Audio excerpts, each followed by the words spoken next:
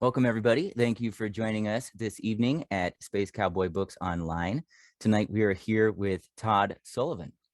Todd Sullivan currently lives in Seoul, South Korea, where he teaches English as a second language. He's also had more than 24 short stories, poems, essays, and novelettes published across 5 countries. He currently has a 2-book series through indie publishers in America. He writes for a web and play series in Taipei. He founded the online magazine Samjoko in 2021 and hosts a YouTube channel that interviews writers publishing across the spectrum. This evening, Todd is going to read for us a section from Book 1 in the Windchild Chronicles, Hollow Men. I'm going to hand it over to Todd now, and then we will get to the interview and Q&A after the reading portion. All right, and thank you so much for inviting me. And I'm going to read from Hollow Men, Chapter 2. And hopefully the scene is very exciting to everyone. And it begins like this. Chapter 2. Hajjun spied his father, who walked at a quick pace down the path, threading through the trees. Unsuppressed rage contorted his face, and Hajjun's heartbeat quickened. He focused to stop the agitation working its way through him, and managed to push it down. There, the vibrating ball of terror remained tucked away and tethered, harmless. Hajjun. The word erupted from his father's mouth, and Hajjun ran to meet him at the edge of the courtyard. You are ready. This tone didn't sound like his father had posed a question. Confused, Hajjun struggled for the best way to respond. If he hesitated too long, it would be as bad as saying the wrong thing. I have packed my travel bag. He indicated the leather pouch slung on his back and held up his sword. I am prepared to leave immediately. He looked behind his father at the path leading from the farm. Will Uncle provide the horses? His father threw him a hard glare. Hajjun buried a flinch and maintained a relaxed posture. Opponents studied each other for weakness. The projection of strength was key to winning the battle. He had learned this from his father, who had not hesitated to exploit Hajjun's mistakes during their years of training. Your aunt has a wedding reception to host today, his father said, his body rigid. My brother needs him for a guest. He cannot spare mounts for us. Hajjun pondered the news. His uncle had horses on the ranch to pull carriages and wagons, to race and for consumption. How could he possibly not have 2 to spare? Is there a father? Is there a problem? His father studied him. Hajjun kept his breathing even as he wondered how his father always knew his thoughts. It was as if he read his mind like he read official scrolls. No, father, Hajjun answered. His father laid a heavy hand on his shoulder, and Hajjun suppressed the instinctive urge to recall that the touch that usually delivered pain, not comfort. For several moments, his father stared at him, and Hajjun tensed his muscles to observe a surprise blow, a technique his father had employed often to keep him on his toes. The enemy calculated with the intent to kill, and Hajjun could never let his guard down. You are not a child of destiny, his father said, and the word struck Hajjun harder than any blow. You are a boy, no more than a farmer's son. Hajjun's eyes dropped to the night grass of the courtyard. So it had all been pointless. The exhaustive training, the daily combat lessons, the blood that had often stained his clothes, the nights that stopped in pain from a body pushed beyond his limits. Why had he endured all of that since before he could remember if his father didn't believe he was meant for greatness? His father tightened his grip on Hajjun's shoulder. And do you know what you should say to those who tell you that you are only a farmer's son? You must say, who cares? It is up to us to fashion our fate as we desire. It is up to us to forge our own destinies.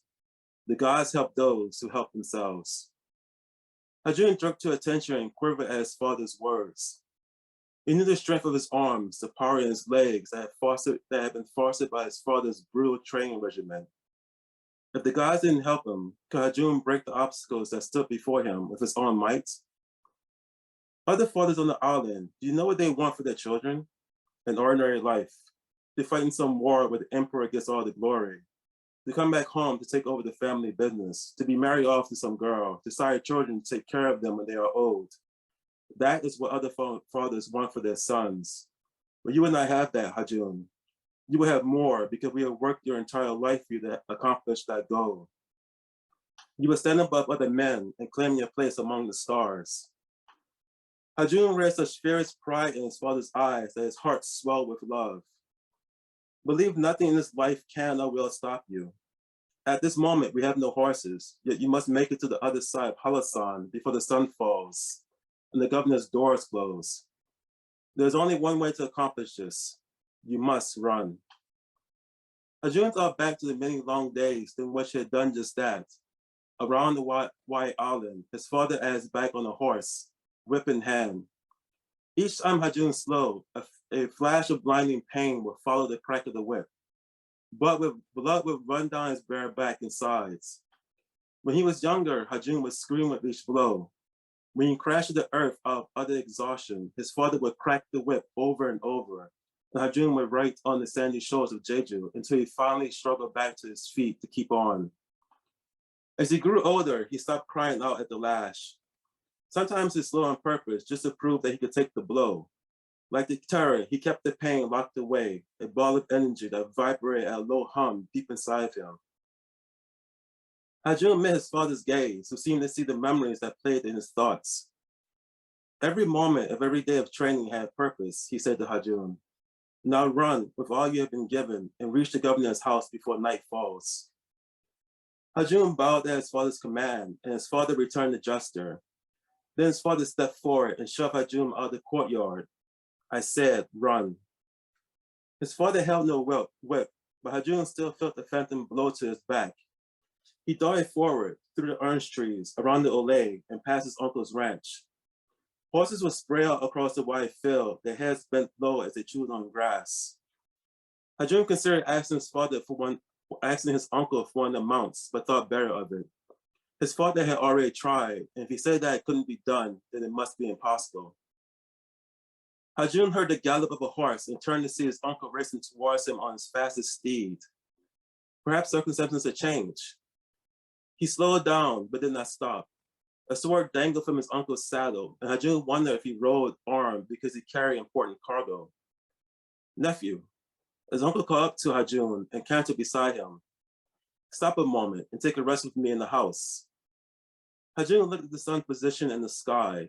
His trek over the inactive volcano, Halasan, would take at least 6 hours if he walked. Going around the volcano added 2 hours. Sprinting would cut the trip in half, equaling the same amount of time it would take on horseback. Knowing the island could dash over the volcano as Hajjun could on his powerful legs, but a horseback ride would make the journey easier. Hajjun glanced at the horses on the ranch, then at his uncle. Something didn't feel right. His father had worked hard to have Hajjun selected for a quest. If a horse was available, why would he have not brought it back with him immediately after the visit to his uncle? And why did his uncle's serious expression seem like a grimace today? Uncle, I apologize. He bowed slightly without pausing in his steady stride. I have no time to rest. I must make it to Jeju-shi, and I have a long way yet to go. I demand that you stop. His uncle kicked the horse. The animal jumped forward and got in front of Hajjun, who sidestepped it and darted off faster to put some distance between himself and his uncle.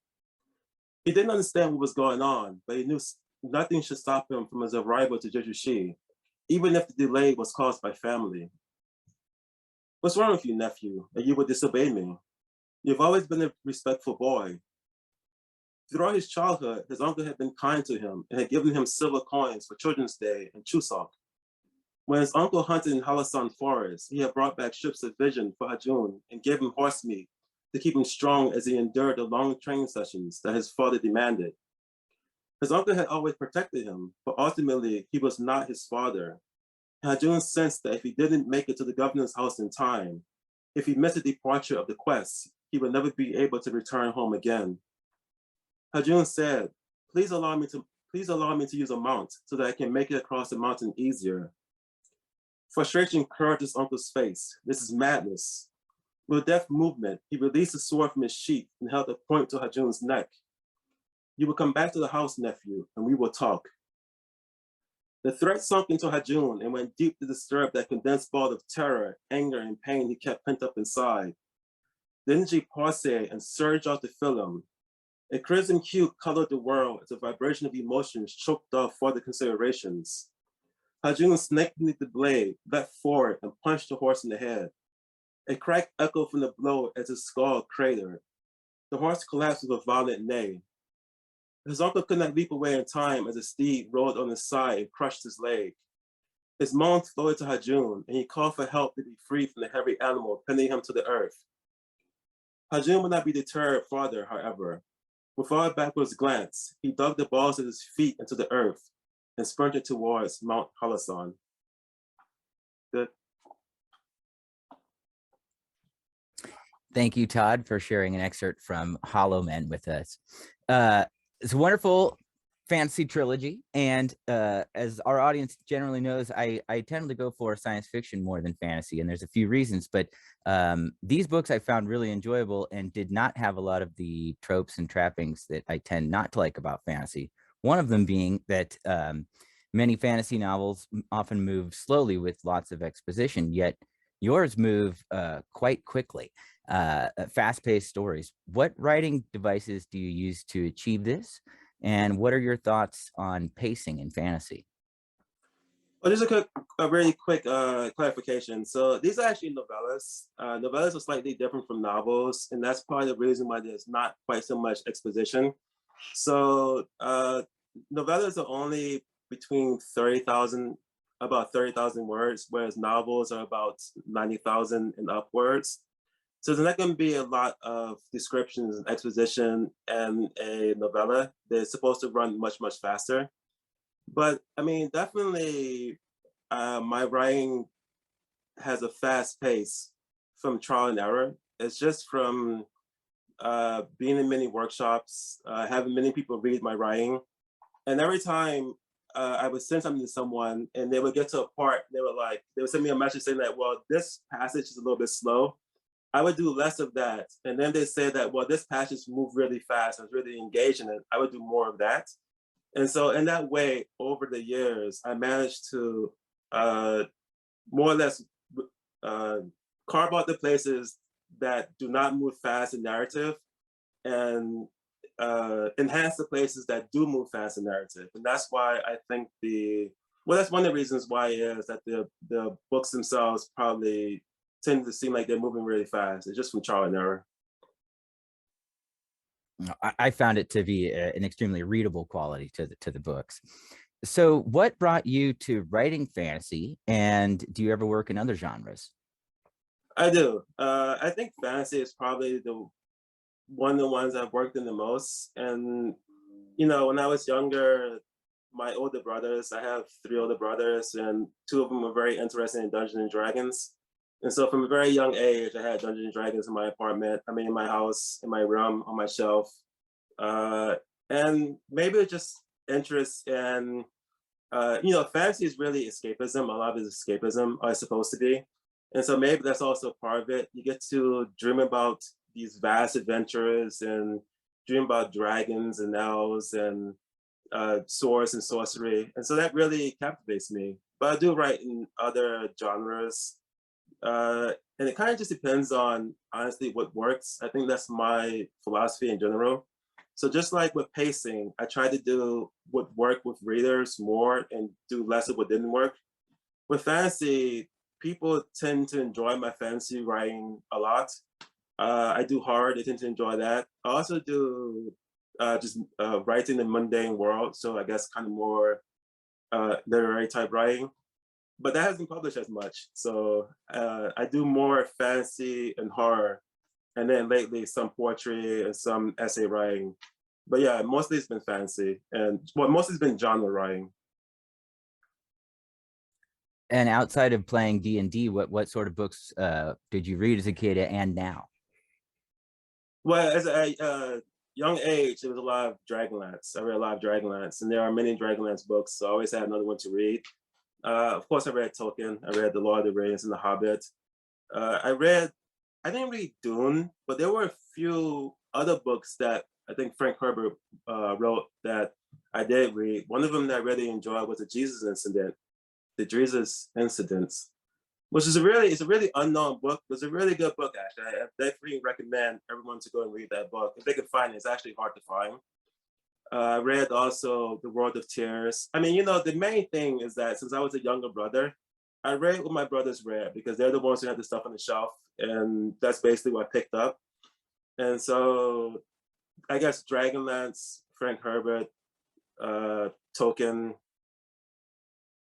and other books that are not coming to mind right now. So you're also a martial artist. How has being involved in martial arts affected your writing of action scenes? And do you find there to be similarities between the literary arts and martial arts? Well, that's the first question first.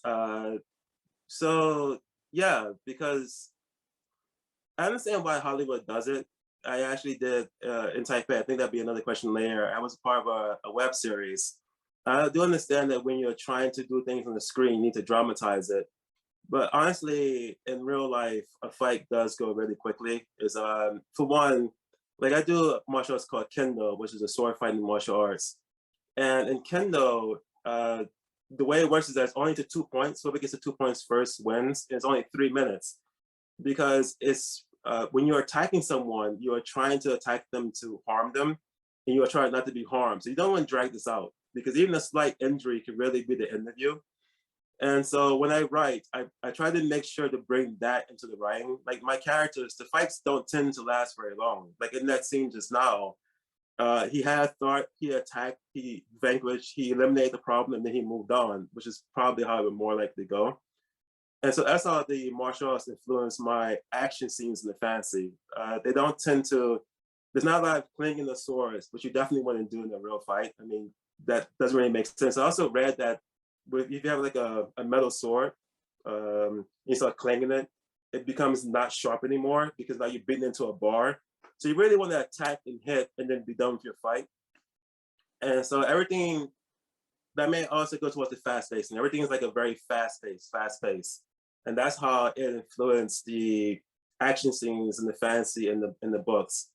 But is it like is martial arts like a literary arts?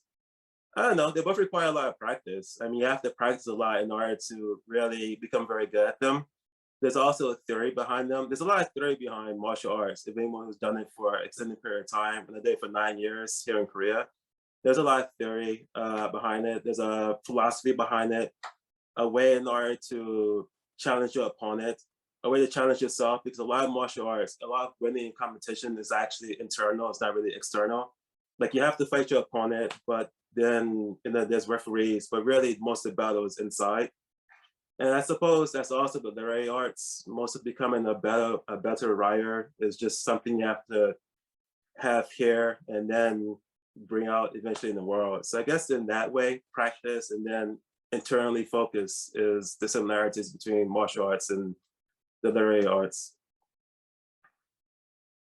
And when you mentioned Kendo, that makes me think of the really cool elven sword in the book that has like a power word with powers. Is were you inspired by the Kiai in Kendo? Am I saying that right? Where you unleash your spirit, you fight with the spirit first. Well, I mean, in Korean, it's to gi up, and yeah, I mean that may be definitely when you are attacking someone. This is not art. I also did fencing in America.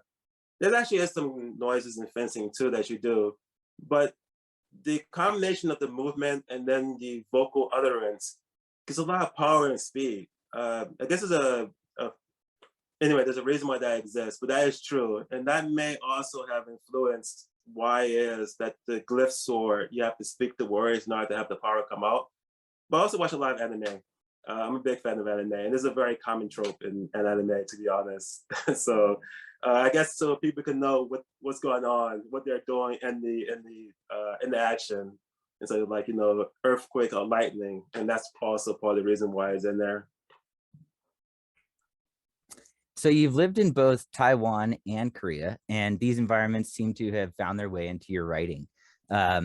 How have you been influenced by the variety of environments that you've lived in, and how have these changes or how have these moves changed your life in general?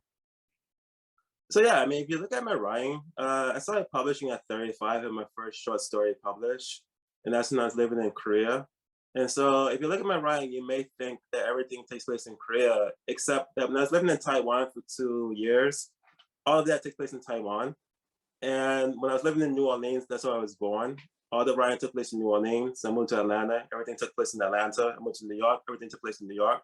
So really my writing is like a map of where I've been and what I'm doing.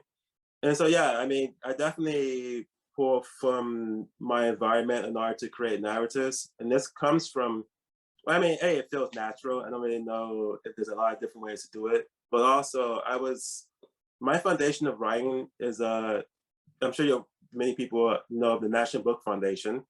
But what they may not know is that for many years ago, the National Book Foundation had summer writing camp, which I attended. And the writers there taught us to really pull directly from your experiences in order to write. And so I write a lot of genre fiction, so it's fantasy and horror, but I still pull really from realistic experiences in order to fill the page. And so, yeah, I mean, definitely living in Korea, again, my characters all have Korean, well, my characters are all Korean. And I was in Jeju when I first came here. So that's why part of the story takes place in Jeju. Then I moved to the mainland, which is about the other part of the story takes place on the mainland. And so, yeah, I definitely write about more or less where I'm at and what I'm doing, basically. Aside from the settings changing and being influenced by wherever you are, how do the varieties in culture and people and the emotional weight of places go into that as well? They do. There is I do think that Koreans have a very tough way of approaching the world. And so within the book, there's a competition that the characters are basically on in order to achieve this ultimate prize of becoming a hero. And I think that came in the idea behind the book, just that kind of competitiveness and real toughness, actually. Like there is a thing called Tiger Mom. I think that's in China though, but still there's a definite toughness that's necessary to exist here in this part of the world. And then when I was in Atlanta, I knew a lot of Indian people, and so people from India. And so the idea of reincarnation was in a lot of my writings, coming back through different life cycles. When I was in New York, anyway, I knew a lot of different people in New York, but I was I did my MFA in New York, and so there was a definite literary quality to the writing. I guess that infused a lot of my writing because in MFAs, you basically just do literary writing. And then New Orleans is known for Anne Rice, who recently passed away, but for vampires and voodoo and I guess somewhat zombies. I'm not a big fan of zombies, but for vampires and voodoo and kind of darker magic. And so that influenced a lot of the writing that I wrote then. So yeah, I mean, I experience the environment and I just try to mix it up on the page with my imagination. And when you were getting your MFA, did you find that there was what was the view of genre fiction? You know, did you share your genre fiction? Was it something that was welcome in that environment, etc.? No. Genre fiction is definitely not welcome within the academic. Not as far as I've known, because I got a bachelor's in English with concentration in creative writing, and even then, no, a fantasy, horror, mystery. It's basically only writing within the mundane world that we study in genre in the MFA, and then maybe magic realism. Magic realism has kind of sneaked in there. George Louis Borges is an example of it, and then also the guy who wrote anyway, I'm blanking on the name right now, but no, it's not welcome. No, it's not. So I really wrote more mundane type stories, and then as much as I could, I would sneak in some. This is actually, I also think it shows up in this because the magic in these books, for the most part, are not really overwhelming. Like these people, they have jobs, they work in farms, they pick oranges, they work in restaurants. And so even now, the magic is actually somewhat slight. And that probably comes from my bachelor's in English and master's in writing, basically. Why do you think there's that aversion to the fantastical? Oh, who knows? I mean, Well, there are reasons, but that's a very long conversation, and I don't know. That I just think that maybe it's for one, it's kind of the way it's been, and because it's the way it's been, it's the way it is, and then also, uh, I don't know. Maybe they think it's kind of silly. It just seems like something that children would be more interested in, and not exactly an adult. And I disagree. I mean, I think science fiction in particular, I mean, science fiction really looks at the way in which technology has an effect upon the human person, upon the humans. And to me, that's definitely something that would be very important. That's not really, that's totally imagination. This is like real things. But I mean, science fiction is not really studied as far, not too often. Definitely in my programs, we're not studied. So it's just the way it is. Just the culture of the academia, I suppose. I've always found it odd. So Windshine, the namesake character of the trilogy, is the dark elf character in the trilogy and is always looked at as a foreigner. I wondered, is this related to your experience as an expat? And if so, how? Yeah, I think it's related to probably anyone who has moved to a different country to live and work for extended period of time. But definitely here in Korea, so there's a few words you learn when you first come here, when you like actually stay here, not as a tourist, but you're living here. So you learn hello, 안녕하세요. You learn thank you, 감사합니다. And you also learn 외국, which means foreigner. And you hear this word, like when you're walking around, 안녕하세요 and 감사합니다 are really easy because, you know, when you meet someone or when you get something, hello and thank you. But when you're walking around, you'll notice a word being saying maybe behind you or to your left or right, or wherever. And it's easy to understand because Korean actually has a lot of symbols to their words, but Weguk is only two. And so it's very easy to understand. And that's just how you refer to here.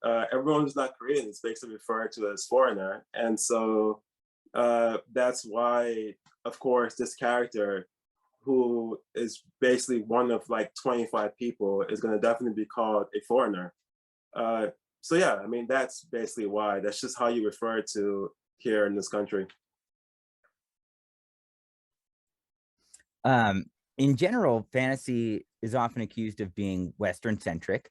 What are your feelings on this? And what are some of the ways you combat this within your own work?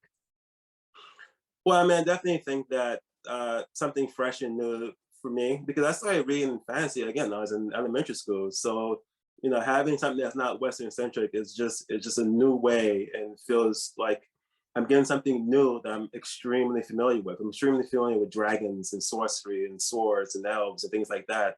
So getting something in a new light to me is just kind of it's kind of cool, you know. I mean, not the exact same thing throughout my entire life, uh, but I think that I wanted to definitely do something different. And the actual character of Windshine started off differently. Like I actually thought of Windshine when I was in high school. It was at the time she was supposed to exist in a kind of an arid region. Supposed to be more of a Middle Eastern African type region that she existed in. This is my attempt, I think, in order to have something different than, I suppose, you know, Lord of the Rings, which is more European, or Dragonlance, which is probably still more European. Um, but then again, because of my style of writing, I don't know anything about these areas, about arid regions. I've never been to a desert. And so even though I had that character Windshine, I never really got far in writing it. But then I started writing Hollow Man. I thought, well, that's perfect. And I put her there. So I do think that having just a fresh perspective on things, particularly if you have been looking at the same thing for a very long time, to me is very, very cool. And can you tell us a little bit about your online magazine, Samjoko, and also your YouTube series? So I did the YouTube series first because that started first. The YouTube series started because I was doing a web series in Taiwan when I lived there in Taipei. And that lasted for about 3 months. And before then, like I did the screenplays for it. And then there were like actors and directors and people did the filming and the editing. Before that, I had never done it before. And I really just completely fell in love with it. I felt like I was kind of coming home to something when I started in this web series. I really enjoyed seeing the words. my words kind of acted out and put on the screen. And just on a side note, many people have said my writing seems very cinematic, like they could picture it as a movie. And so once that stopped after about 3 months, I was trying to think of something else to do that combined words and images on the screen and then music. And that's when I came up with the interviewing series, because it's easy to do. I could do it from where I'm at to where everyone else is, someone else is. And it was just a way also to connect with writers and creative people around the world, because I was in Taiwan, but I talked to people in India, Russia, Canada, Australia, Mexico, South America, places in South America, Australia, Scotland. Literally, I talked to people from all over the world, Africa. And so I just think it's a good way to continue to connect with other creative people. And that's where the YouTube series kind of came from. But Samjoko, I have always been interested in maybe doing something similar, like a magazine or a kind of a publisher. But these things are very expensive. I mean, they cost a lot of money. And Samjoko is not too expensive. It's something that's not too difficult to do. It doesn't require a vast amount of time to do. And I enjoy it. I really enjoy it. I enjoy being able to have new voices kind of out there into the world, help them get out there into the world. And so that's kind of where Samjoko comes from. Oh, and the name means crow. It's a three-legged crow. It's kind of mythology here in Asia. And so that's where Samjoko means. It's Sam is 3, and it's just three-legged crow. And what's the focus of the magazine? Is it genre fiction, interviews, or what do you do there? No, after my MFA BA experience, I would never just do one thing. I don't know. I just don't think that's there's no aesthetic to it. There's no genre to it. It's just, it needs to be engaging. It needs to be well done. I only accept 15 people, so it needs to be really good. It's very competitive. But there is no focus of genre to it. So the last issue there was, but I will say one thing. The last issue, and probably just my own aesthetic, things are overwhelmingly magical or overwhelmingly horror, something like that. Probably not. It probably needs to be subtle. And then also keep in mind that I have a background in a lot of literary stuff. So a combination of those things will probably work best. And so it sounds like you've written in most every format, but you mentioned writing screenplays. How do you find the process of writing screenplays to differ from or be similar to writing novels and short stories? Screenplays is fun. Screenplays are fun because this book took just to get the first version done took about maybe 3 months, and then another several months of editing. So maybe altogether in development take me about 8 months to finally complete. A screenplay will probably be a couple of days. It goes really fast. I mean, there's no exposition because the background is really going to be determined by what's available at the time, what's necessary. I mean, I may say that the story takes place in a bar, but a bar, you have to rent a bar. You have to get space. You have to put up cameras. You have to get all the actors there. It has to be, and so you don't really put that much attention into where the place is because you never really know exactly what you're going to get. The focus is really upon dialogue, so the way people sound, and then I suppose also plot. And this has like a good plot to it, and that goes very fast. I mean, and then also once they start doing the rehearsals, it changes anyway. I mean, I may have written the character saying these things, but for some reason the actors are like, yeah, that doesn't really sound right, and so there's no point in putting like months and months of attention into a screenplay when you give it to these guys. They're gonna change the location, change the dialogue, maybe change the names of characters. And so screenplay is more like a template almost, or like a sketch, and then the director and the actors and all this kind of stuff kind of fills it in. So it goes really fast. It's really, really fast to write, and it's kind of fun to do, to be in that entire process. Have you ever thought of adapting The Hollow Man or any of the books in the Windshine Chronicles into a screenplay? And have you ever changed format in writing, you know, written a screenplay out of one of your novels, or vice versa, or adapted one of your short stories, and what is the process like for you if you have done that? I wouldn't do any of this stuff because this would be extremely expensive. Like again, this is something I learned with writing screenplays is that the cost of things are really, really important, more so than this.